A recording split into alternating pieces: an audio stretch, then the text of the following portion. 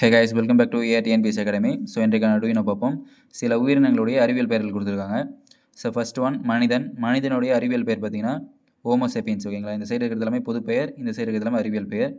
மனிதனுடைய அறிவியல் பெயர் பார்த்தீங்கன்னா ஹோமோசேப்பியன்ஸ். ஸோ இதில் பார்த்தீங்கன்னா அறிவியல் பெயர்கள் எப்பவுமே ரெண்டு பெயர்கள் தான் கொண்டு தான் இருக்கும். ஸோ ரெண்டு பெயர்களில் முதல்ல இருக்கக்கூடியது பார்த்தீங்கன்னா பேரின பெயர், ரெண்டாவது இருக்கக்கூடியது பார்த்தீங்கன்னா அதோடைய சிற்றின பெயர். ஓகேங்களா, ஸோ இதை பொறுத்த வரைக்கும் இந்த இருசொல் பெயர் முறையை அறிமுகப்படுத்தியது பார்த்தீங்கன்னா காஸ்பெர்ட் பாகின் 1623ஆம் ஆண்டு அறிமுகப்படுத்தியிருப்பார்.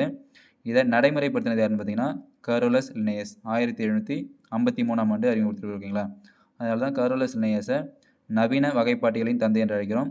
அதேமாதிரி வகைப்பாட்டியலின் தந்தை யாருனாலும் கரோலஸ் லின்னே தான். ஓகேங்களா, கரோலஸ் லின்னேயஸ் தான் வகைப்பாட்டியலின் தந்தை என்றும் அழைக்கப்படுகிறார். ஸோ மனிதனுடைய அறிவியல் பேர் ஹோமோசேப்பியன்ஸ். வெங்காயத்துடைய அறிவியல் பேர் பார்த்தீங்கன்னா அல்லியம் சட்டைவம். எலியுடைய அறிவியல் பேர் பார்த்தீங்கன்னா ரேட்டஸ் ரேட்டஸ். புறாவுக்கு பார்த்தீங்கன்னா கொலம்பா லிவியா. புளிய மரத்துக்கு டேமரிண்டஸ் இண்டிகா. எலுமிச்சைக்கு சிட்ரஸ் அரண்டிஃபோலியா. வேப்ப மரத்துக்கு அசாடிரேக்டா இண்டிகா. தவளைக்கு ரானா எக்ஸா டாக்டேலா. ஓகேங்களா, தேங்காய்க்கு காக்கஸ் நியூசிபெரா. நெல்லுக்கு எல்லாருக்குமே தெரியும் ஒரைசா சட்டேவா. மீனுக்கு கட்லா கட்லா. ஆரஞ்சுக்கு சிட்ரஸ் சைனன்சிஸ். இஞ்சிக்கு ஜிஞ்சிஃபர் ஆஃபிசினல். பப்பாளிக்கு காரிகா பப்பாயா. பேரிச்சைக்கு ஃபோனிக்ஸ் டாக்டைலிஃபெரா. ஓகேங்களா, ஸோ இதை பொறுத்த வரைக்கும் ஃபஸ்ட்டில் இருக்கக்கூடியது பேரின பெயர், செகண்டில் இருக்கக்கூடியது சிற்றின பெயர். ஓகேங்களா, ஓகே எஸ், தேங்க்யூ.